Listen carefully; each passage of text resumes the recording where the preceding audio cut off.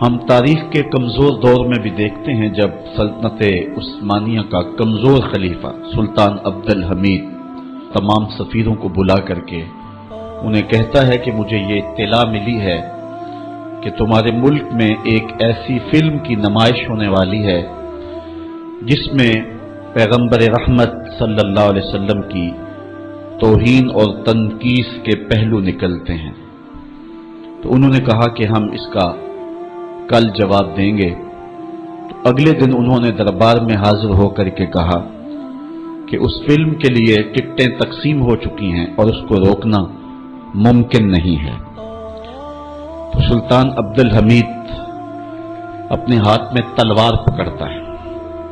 اور پھر اپنی کرسی سے اٹھ کے کھڑا ہو جاتا ہے، کہتا ہے تم کر کے دیکھو، یہ تلوار پھر تمہارا فیصلہ کرے گی۔ اور پھر وہ فلم ریلیز نہیں ہو سکی تھی۔ یہ میں آپ کو اسلام کے طاقتور دور کی کہانی نہیں سنا رہا، سلطنت عثمانیہ کا کمزور ترین خلیفہ یہ سلطان عبد الحمید کی کہانی ہے۔ درس قرآن کے بعد میں ایک دوسری جگہ درس قرآن پہ جا رہا تھا تو میں نے ایک تنگ گلی میں دیکھا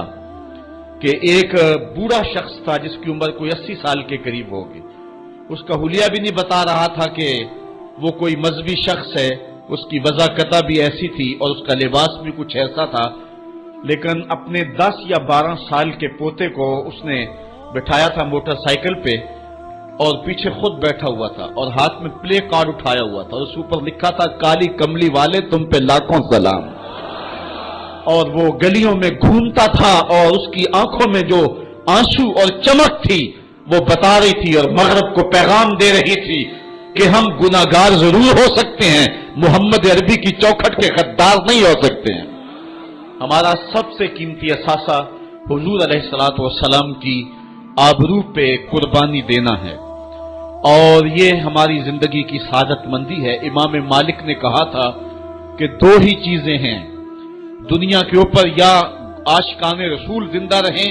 یا گستاخان رسول زندہ رہیں، دونوں ایک ساتھ زندہ نہیں رہ سکتے ہیں۔ اور اب وہ وقت آ گیا ہے کہ ہم پوری قوت کے ساتھ کھڑے ہو کر کے اس بات کا اعلان کریں اور پوری امت سیسا پلائی ہوئی دیوار بن جائے اور امت کا ایک ایک بچہ غازی علم الدین شہید بن جائے، غازی عامر چیمہ بن جائے، مغرب کی وادیاں بھی گونج اٹھے اور مشرق کے دیواروں در بھی گونج اٹھے اور جدھر ہی کان لگائیں میرے محمد عربی کے قصیدے ہی سنائی دیں۔ کائنات کا ایک ایک گوشہ حضور کے نام پہ قربان کرنے کا ہم عزم کریں اور پھر اس کی جو بھی قیمت ادا کرنی پڑے ہمارے لیے جو ہے وہ بالکل ادنا قیمت ہے۔ میرے امام نے کہا تھا آج بھی بریلی کی گلیوں سے صدا آتی ہے، کروں تیرے نام پہ جاں فدا، نہ ایک جاں 2 جہاں فدا، 2 جہاں سے بھی نہیں جی بھرا، کیا کروں کروڑوں جہاں نہیں۔ کہتے ہیں حضور میں آپ کے نام پہ جان وار دوں، پھر کہا ایک جان کیا میں سارا جہان وار دوں، اور پھر کہتے ہیں حضور 2 جہان وار کر کے بھی دل نہیں بھرا ہے، آپ کی چوکھٹ اتنی اونچی ہے کروڑوں جہان بھی ہوتے تو آپ کے نام پہ نچھاور کر دیے جاتے۔ تو حضور علیہ السلام کی آبرو، حضور علیہ السلام کی عزت اور حضور کی ناموس کا پہرا یہ اہل ایمان کی زندگی ہے اور ان کی زندگی کا ترہ ہے اور ان کی زندگی کا شیوا اور دستور ہے۔ کتاب رحمت کا مضمون دیکھیے، آج آپ کو کئی لوگ بزدلی کی تبلیغ کرتے دکھائی دیں گے، مختلف چینلوں پہ بیٹھے ہوئے کمزور باتیں کرنے والے بھی آپ کو دکھائی دیں گے، کسی کی بات پہ کان نہ دھریں۔ آئیے دیکھیے قرآن کیا کہتا ہے، ان الذین یؤذون اللہ ورسولہ لعنہم اللہ فی الدنیا والآخرہ، وہ لوگ جو اللہ اس کے رسول کو اذیت دیتے ہیں ان پر دنیا میں بھی لعنت ہے اور آخرت میں بھی لعنت، وَأَعَدَّ لَهُمْ عَذَابًا مُهِينًا، اللہ تعالیٰ فرماتا ہے ان کے لیے اللہ نے دردناک رسوا کر دینے والا عذاب تیار کر رکھا ہے۔ اور آگے چل کے یہی سورہ احزاب میں فرمایا ملعونین، وہ لوگ لعنتی ہیں، یہ قرآن ہے، ملعونین، اللہ کہہ رہا ہے یہ بدبخت لوگ پھٹکارے ہوئے ہیں، اینما سوکفوا اخذوا وقتلوا تقتیلا، جہاں بھی پکڑے جائیں ان کو گن گن کے قتل کر دو۔ ابن خطل نامی ایک بدبخت تھا جو حضور کی توہین کیا کرتا تھا۔ آقا کریم علیہ السلام جب مکے سے ہجرت کر کے مدینہ تشریف لائے، مدینے سے پھر دوبارہ مکے میں جب حضور جلوہ فراز ہوئے اور فتح مکہ کا روشن واقعہ ہمارے سامنے ہے، تاریخ آپ پڑھیں، اس وقت حضور علیہ السلام نے حکم دے دیا تھا کہ جو معافی مانگے اسے معاف کر دو، جو دروازے بند کر لے اسے معاف کر دو، جو امن مانگے اسے امان دے دو، جو ہتھیار پھینک دے اسے امن دے دو، جو معذرت کرے اس کی معذرت قبول کر لو۔ لیکن کچھ بدبخت گستاخان رسول کے بارے میں فرمایا یہ جہاں بھی ملے ان کے ٹکڑے کر دو۔ ان میں سے ایک بدبخت ابن خطل تھا، اس کی دو لونڈیاں تھیں، یہ دونوں گا گا کے تنقید کرتی تھی حضور کی اور یہ شعر لکھتا تھا۔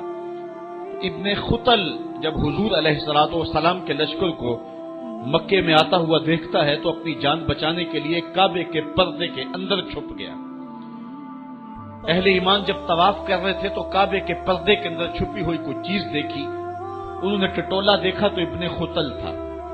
پناہ تو اس نے کعبۃ اللہ کی دیوار اور پردے کے درمیان لی،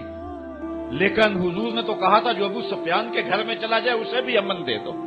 حرم تو امن کا مرکز ہے ہی ہے، جو ابو سفیان کے گھر چلا جائے اسے بھی امن دے دو، اور یہ کعبہ کی دیوار کے ساتھ چمٹا ہوا تھا اور کعبے کے پردے کے اندر چھپا ہوا تھا۔ صحابہ نے عرض کی حضور ابن خطل یہاں چھپا ہوا ہے، فرمایا اس کو یہیں سے نکال کے قتل کر دو۔ چاہے زمزم اور مقام ابراہیم کے درمیان جو جگہ ہے یہاں ابن خطل کو قتل کر دیا گیا، اس ناپاک کے گندے خون سے حرم کی زمین کو پاک رکھا جاتا اور اس کو حرم سے باہر نکال کر کے قتل کر دیا جاتا۔ یہی قتل کرنے کا حکم دیا، کیوں؟ زمانے کو بتلانا مقصود تھا کہ حضور کا گستاخ چند سانسیں بھی زندہ۔ اچھا یہ بات میں بتاؤں کہ حضور علیہ السلام کے گستاخوں کے ساتھ نپٹنا یہ ہر شخص کے بس کا روگ بھی نہیں، یہ ڈیوٹی بھی رب کی طرف سے ہوتی ہے، اور رسول اللہ جس کو پسند کریں اس کی ہی یہ ڈیوٹی لگاتے ہیں، ورنہ کس کے سینے میں یہ آرزو نہیں مچلتی؟ جب راجپال نے توہین کی تھی تو کون نہیں چاہتا تھا کہ اس کی گردن کاٹوں، لیکن سعادت مندی نصیب ہوئی تو غازی علم الدین شہید کو نصیب ہوئے۔ علامہ اقبال علیہ رحمہ نے کہا تھا جنازے میں کہ اسی گلاں ہی کرتے رہ گئے، ترکھانہ دا منڈا نمبر لے گیا۔ حضرت پیر جماعت علی شاہ رحمۃ اللہ تعالی علیہ نے کہا تھا غازی علم الدین کے جنازے پہ گردن جھکائے چل رہے تھے، آنکھوں میں آنسو تھے، 6 لاکھ لوگ حضرت غازی علم الدین کے جنازے میں شامل ہوا تھا۔ سید دیدار علی شاہ صاحب جب جنازہ پڑھانے کے لیے کھڑے ہوئے تو غش کھا کے گر پڑے، بعد میں جب اٹھے اور جنازہ پڑھایا تو کسی نے کہا حضرت آپ نے بڑے بڑے جنازے پڑھائے ہیں، کبھی یہ کیفیت آپ کی ہوئی نہیں ہے۔ فرمایا جنازے بڑے پڑھائے ہیں لیکن کبھی حضور کا دیدار نہیں ہوا ہے، آج پہلی بار یہ موقع ملا، ادھر جنازہ پڑھانے لگا، ادھر آمنہ کا لال بھی سامنے تھا۔